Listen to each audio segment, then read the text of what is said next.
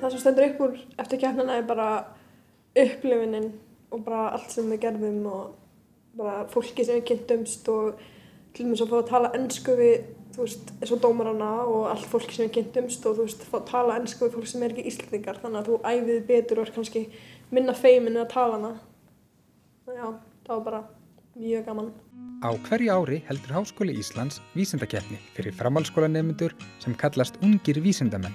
Fyrst fram landskeppni þar sem hugmyndaríkir og skapandi nemendur kynna rannsóknir sínar og keppa til úrslita. Sigurvegararnir eru síðan fulltrúar Íslands í Evrópukeppni ungra vísindamanna, þar sem ungir snillingar frá Evrópu og víðar mætast.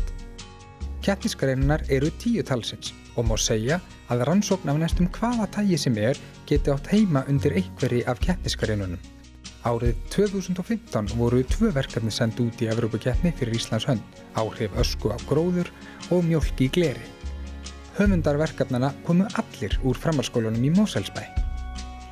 Eftir sigur í landskeppninni tók við langur undirbúningur með aðstoð sérfræðinga Háskóla Íslands. Viku fyrir brottför í Evrópukeppnina var síðan lokaæfing þar sem verkefnin voru fínpússuð og svo var haldið til Milano.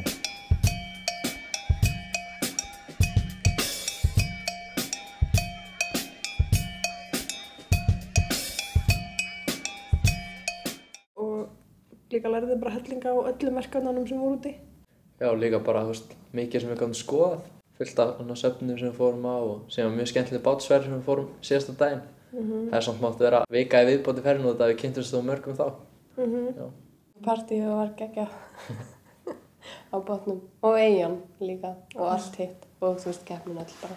Allt sem við gerum, allt fólki sem við kynntumst búin að kynnast fólki sem við erum mögulega að þekkja bara ælu og öttum þeim á Facebook. Og Snapchat. Þannig að það var bara mjög góð upplifun. Já. Mæli með þessu.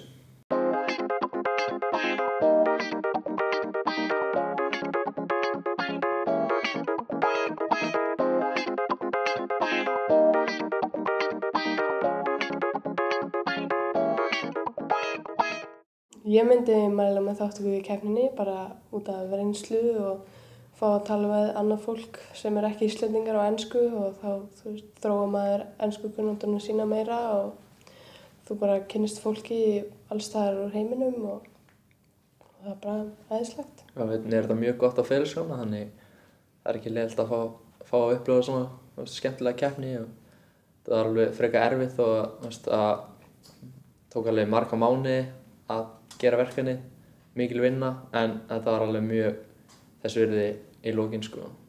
Líka gaman að sjá, þú veist, önnur verkefni, ég meina sumir annað voru búin að vinna í sínum verkefnum í einhver ár.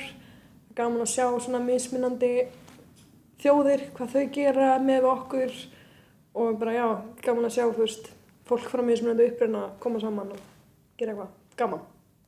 Þannig ég mæli mjög mikið með þessu, þetta var sjúklega gaman.